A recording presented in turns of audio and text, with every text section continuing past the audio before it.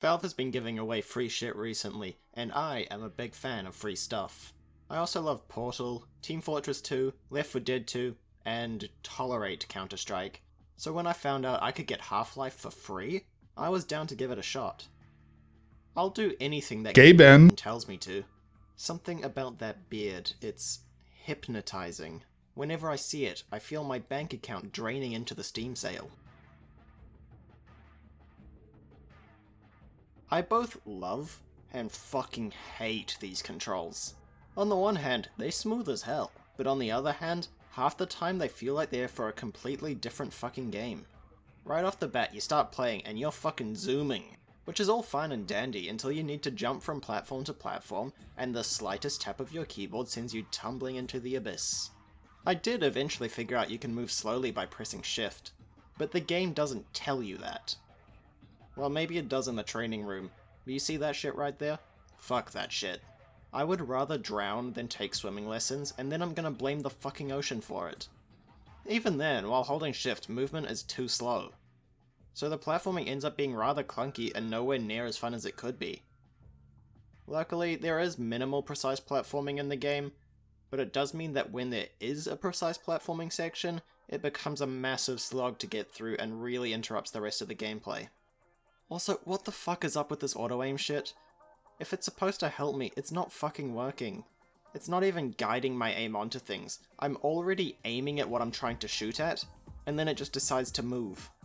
It's completely pointless and only makes things harder. One thing that I really love about Half-Life is how it makes you think. One of the best examples of this I found is this weird tentacle claw monster section. It reacts to noise, so you have to sneak past it. But if you throw a couple of grenades over the other side of the room, you can distract it, which makes getting past so much easier. The best thing in the game is going around smacking everything with a crowbar trying to smash stuff. The sound it makes when you smack a wall is peak sound design. Legends say that Ben himself added the crowbar, and my source for that is I made it the fuck up. But it's probably true anyway. Half-Life has some of the best level design in any game I've played. Unlike most games where the level design is just something to look at, in Half-Life it's used to change how the game is played. While one moment, you might be walking down a hallway blasting every enemy in sight, the next you'll be crawling through a pitch black vent keeping wary for any headcrabs waiting to jump out at you. The way the level design is used to change up the gameplay is really cool and keeps the game interesting, as you're never forced to repeat the same type of section for too long. Sure, there are some parts of each level that make me want to drink petrol, but once you get through them, the next section is completely different.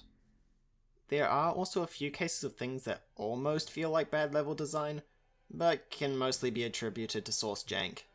Pretty much anything that involves a ladder or slope, since even today, some source games still haven't quite figured those out. I wonder if there's a JPEG of a coconut breaking ladders in Half-Life.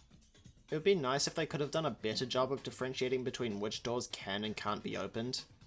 Same thing for breakable vents. I could never quite tell which one was which, and half the time would just look like an idiot trying to open a door which I couldn't actually open in the first place. I really like how the story is all told through events in the game. Who needs giant, time-wasting cutscenes that exist solely to increase the game's runtime, when you can just watch this guy get stabbed in the fucking face? The story is really good too.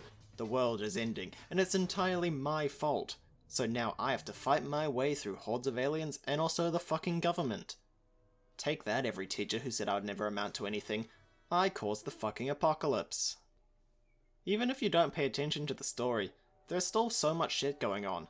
Like this guy here, he got fucking consumed by the walls. This is me. I am now living in your walls. I survive by eating your insulation and watching you sleep. Doing a story like this doesn't always work out, but it works pretty well here. I mean, it makes sense that all of Gordon's information comes from panicking scientists running away from something. No one is gonna stand still and explain something to him while headcrabs are slowly surrounding them. They're gonna scream it at him as they run past trying to escape those same headcrabs. They also use the environment and actions to convey the story pretty well. Like clearly this dickhead who's just left me locked on the other side of the door is a bad guy. Or maybe he just has social anxiety, I'm not sure. But I'm leaning more on the side of villain rather than socially awkward. Half-Life is an objectively great game, but it's also a very 1998 game. There is a great story, great game design, and it's still really fun, but it's also aged horribly. There are constant loading screens, weird control choices, and lots of source jank.